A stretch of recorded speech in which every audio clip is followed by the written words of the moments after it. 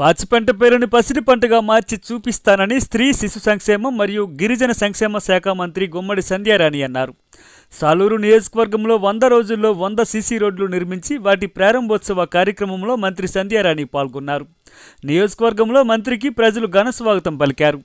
ఈ సందర్భంగా మంత్రి సంధ్యారాణి మాట్లాడుతూ, ఎక్కడైనా రోడ్లపై గుంతలు చూశాం కానీ గత ప్రభుత్వంలో గుంతల్లో రోడ్లు ఉండేవని ఎద్దేవా చేశారు. ఇంతవరకు సాలూరు నియోజకవర్గంలో 5 కోట్ల రూపాయల వ్యయంతో 100 సీసీ రోడ్లు నిర్మించుకున్నామన్నారు. అంతేకాకుండా పాచిపెంట మండలానికి బీటీ రోడ్ల నిర్మాణానికి 3 కోట్ల రూపాయలను మంజూరు చేశామన్నారు. అభివృద్ధిని చూసి వారవలేక కొందరు వైసీపీ నేతలు అడ్డుపడితే ఊరుకునే ప్రసక్తే లేదని హెచ్చరించారు. 2024 ఎన్నికల్లో ఘన విజయాన్ని అందించిన ప్రజలకు నియోజకవర్గాన్ని అభివృద్ధి చేసి ప్రజలకు అంకితం చేస్తానని మంత్రి మాటిచ్చారు. అడిగిన వెంటనే సాలూరు నియోజకవర్గానికి నిధులు మంజూరు చేసిన ముఖ్యమంత్రి చంద్రబాబు నాయుడుకి ఆమె కృతజ్ఞతలు తెలిపారు.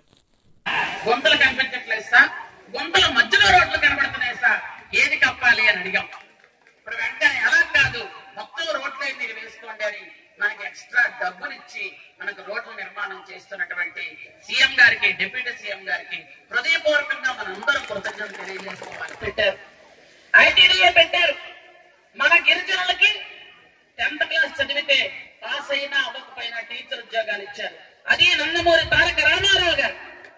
ఆ నందమూరి తారక రామారావు గారు వారసత్వంతో సేల్స్ మ్యాన్లు గాని చిన్న చిన్న ఉద్యోగాలు గాని ఇస్తూ జీవో నెంబర్ 3ని అమలు చేసింది మన చంద్రబాబు నాయుడు గారు. మనం గర్వంగా చెప్పుకుంటున్నాం.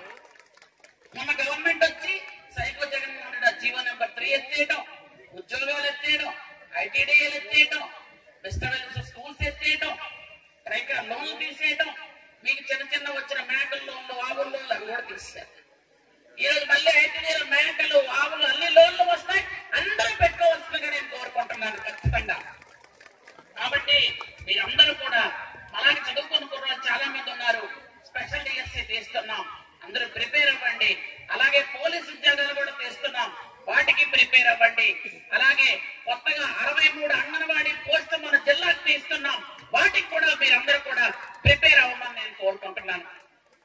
అలాగే ఉద్యోగాలంటే తెలుగుదేశం పార్టీ ఎప్పుడూ ఇస్తుంది. గత టైంలో చంద్రబాబు నాయుడు గారు ప్రతి సంవత్సరం డిఎస్సీ తీసేవాళ్ళు. గత 5 సంవత్సరాలు ఒక్కసారైనా తీసారా? ఒక్కసారి కూడా తీయలేదు. మళ్ళీ చంద్రబాబు నాయుడు గారు ముఖ్యమంత్రిగా సంతకం పెట్టారు. 4వ సారి ముఖ్యమంత్రిగా సంతకం పెట్టిన వెంటనే ఫస్ట్ స్పెషల్ డిఎస్సీకి ఆయన సంతకం పెట్టారు.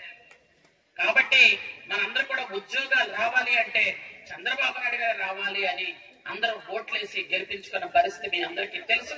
ముఖ్యంగా గిరిజన మహిళలు, డ్వాక్రా గ్రూప్ లో ఎవరున్నారో అందరికీ కూడా మళ్ళీ ఎంత పూర్వం లాగా మీకు వడ్డీ లేని రుణాలు వస్తాయి, మీ పేరు మీద ఇల్లు వస్తాయి, మీ పేరు మీద పెన్షన్లు వస్తాయి, మీ పేరు మీద కార్డ్స్ వస్తాయి, మీ పేరు మీదే ఏ సంక్షేమ అభివృద్ధి కార్యక్రమం వస్తుంది.